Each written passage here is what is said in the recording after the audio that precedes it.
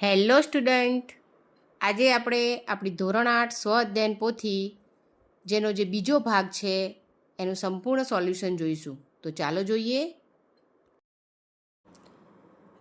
અહીં વિડીયોની શરૂઆત આપણે આપણા સામાજિક વિજ્ઞાનના પ્રકરણ નંબર 9 સંસાધનથી કરીશું. શરૂઆતમાં અધ્યયન નિષ્પત્તિ અને શૈક્ષણિક મુદ્દા આપેલા છે જે તમારે ધ્યાનથી વાંચવાના છે અને ત્યારબાદ જોવાનો છે પ્રશ્ન નંબર 1. નીચે આપેલા દરેક પ્રશ્નના ઉત્તર માટે આપેલા વિકલ્પમાંથી સાચો વિકલ્પ શોધીને લંબચોરસમાં લખો. નંબર 1. નિર્માણને આધારે સંસાધનના મુખ્ય કેટલા પ્રકાર પાડવામાં આવે છે? તો જવાબ છે 2. નંબર 2. સંસાધનોના નીચે પૈકી કયા પ્રકાર છે? તો અહીંયા આવશે સી, એ અને બી બંને. એનો મતલબ કે કુદરતી સંસાધનો અને માનવસર્જિત સંસાધનો બંને જવાબ છે, એટલે આપણે સી ઉપર ખરું કરવાનું છે. આગળ જોઈએ પ્રશ્ન નંબર 3. નીચેનામાંથી કુદરતી સંસાધનો કયા કયા છે? તો હવા, પાણી, જમીન. તો ત્રણેય કુદરતી છે, માટે આપેલ તમામ. નંબર 4. નીચેનામાંથી કયા પ્રકારના સંસાધન સરળતાથી દરેક જગ્યાએ પ્રાપ્ત હોય છે? તો સર્વસુલભ સંસાધન એટલે કે ઈ. નંબર 5. સર્વસુલભ સંસાધન નીચે પૈકી કોણ ગણાય છે? તો ત્યાં આવશે એ ઓક્સિજન. આગળ નંબર 6. જળ અને ગોચર ભૂમિ એ કયા સંસાધનના ઉદાહરણો છે? તો બી સામાન્ય સુલભ સંસાધન. નંબર 7. કયા સંસાધનો આપણને મર્યાદિત સ્થાનો પરથી જ પ્રાપ્ત થાય છે? તો ત્યાં આવશે વિરલ સંસાધનો એટલે કે ડી. પ્રશ્ન 8. યુરોપના ગ્રીનલેન્ડમાંથી પ્રાપ્ત થતું ક્રાયોલાઇટ ખનિજ એ કયું સંસાધન છે? તો એનો જવાબ છે એ એકલ સંસાધન. નંબર 9. નવીનીકરણીય સંસાધન નીચે પૈકી કયા છે? તો તમામ જવાબ આવશે, કારણ કે જંગલો, પ્રાણીઓ અને સૂર્યપ્રકાશ બધા એમાં આવશે. બરાબર, એટલે આપણો જવાબ છે ડી તમામ. પ્રશ્ન 10. એકવાર વપરાયા બાદ નજીકના સમયમાં તેનું ફરી નિર્માણ અશક્ય હોય તેને કયું સંસાધન કહે છે? તો ત્યાં આવશે બી બિન નવીનીકરણીય સંસાધન. નંબર 11. નીચેનામાંથી અક્ષયશીલ સંસાધન કયું છે? તો ત્યાં આવશે પવન ઉર્જા. નંબર 12. અશ્મિભૂત બળતણ એ કયું સંસાધન છે? તો જવાબ છે બી ક્ષયશીલ સંસાધન. આગળ 13. કુદરતી રીતે મળી આવતા કયા તત્વો પર યોગ્ય પ્રક્રિયા કરી સિમેન્ટ બનાવાય છે? તો ત્યાં ઓપ્શન સી આવશે, એ અને બી. એનો મતલબ કે ચૂનો અને ચીરોડી બંનેનો જવાબ સાચો છે. તો અહીંયા આપણે સી ઓપ્શન પર રાઈટ કરીશું. નંબર 14. નીચેનામાંથી કયા સંસાધનો માનવ સર્જિત છે? તો અહીંયા જે આપેલા છે એ 3 માનવ સર્જિત છે, માટે આપણે કરીશું તમામ. 15. પૃથ્વી સપાટીના કુલ ક્ષેત્રફળના આશરે કેટલા ટકા ભાગ ભૂમિ દ્વારા રોકાયેલો છે? તો ત્યાં ઓપ્શન બી સાચો છે, 29%. નંબર 16. પૃથ્વીના ગોળાનું નિરીક્ષણ કરતાં લગભગ કેટલા ભાગમાં પાણી અને કેટલા ભાગ પર ભૂમિ છે? તો ત્યાં ઓપ્શન સી સાચો છે, એટલે કે 3/4 ભાગમાં પાણી છે અને 1/4 ભાગ ભૂમિ છે. આગળ પ્રશ્ન નંબર 2 જોઈશું. નીચેના વિધાનો સાચા છે કે ખોટા તે જણાવો. 1. સંસાધનોના નિર્માણને આધારે તેના મુખ્ય 2 પ્રકાર પાડવામાં આવે છે. તો સાચું. નંબર 2. પર્યાવરણમાં આવેલા તમામ ઘટકો જે માનવ દ્વારા ઉપયોગમાં લેવામાં આવ્યા છે તે કુદરતી સંસાધનોમાં છે. તો ખોટું.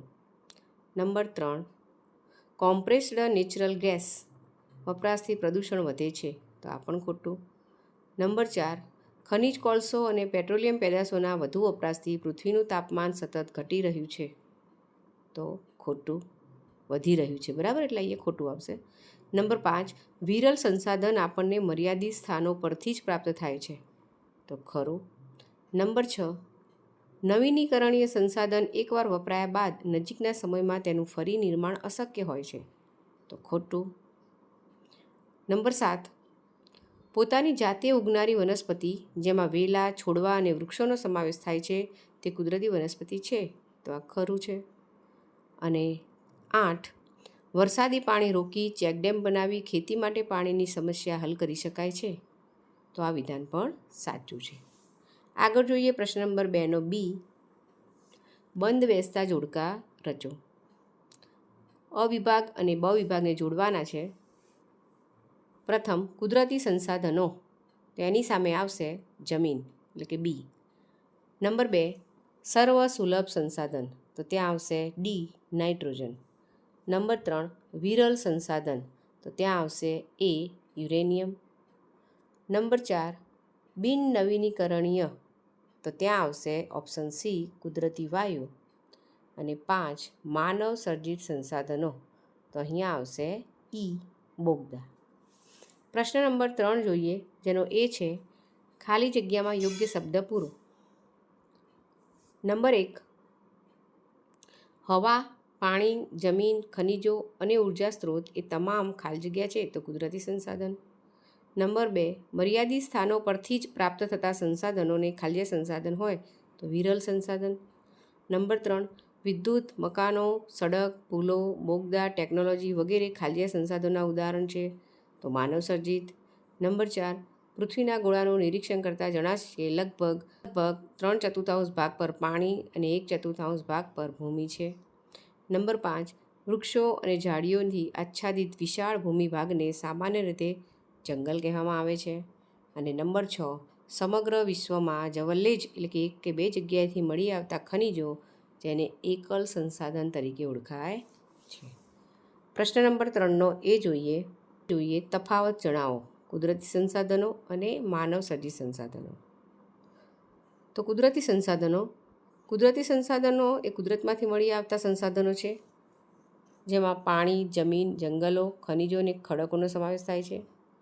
જ્યારે માનવ દ્વારા બનાવવામાં આવતા સંસાધનને માનવ સર્જિત સંસાધન કહેવાય, જેમાં વિદ્યુત, મકાન, ખડક, પુલો, બોગદા વગેરેનો સમાવેશ થાય છે. આગળ જોઈએ પ્રશ્ન નંબર 4નો એ નીચેના પ્રશ્નોના ટૂંકમાં જવાબ આપો. 1 એક સંસાધનનું ઉદાહરણ જણાવો જેનાથી આપણી જરૂરિયાતો સંતોષી શકાય તે તમામને સંસાધન કહેવાય. ઉદાહરણ તરીકે હવા, પાણી, સૂર્યપ્રકાશ, ખનિજો વગેરે. નંબર 2 પુનઃપ્રાપ્ય સંસાધનના ઉદાહરણો જણાવો તો જંગલો, પ્રાણીઓ, પશુ પક્ષીઓ, સૂર્યપ્રકાશ, પવન વગેરે. નંબર 3 પુનઃ અપ્રાપ્ય સંસાધનો જણાવો તો ખનિજ કોલસો, ખનિજ તેલ, કુદરતી વાયુ, પરમાણુ, ખનિજો વગેરે.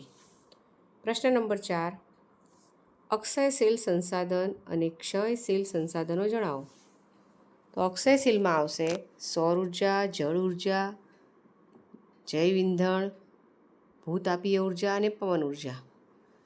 જ્યારે ક્ષયશીલ સંસાધનમાં આવશે અશ્મિભૂત, બળતણ, ખનિજ કોલસો, અણુ ઉર્જા, કુદરતી વાયુ વગેરે.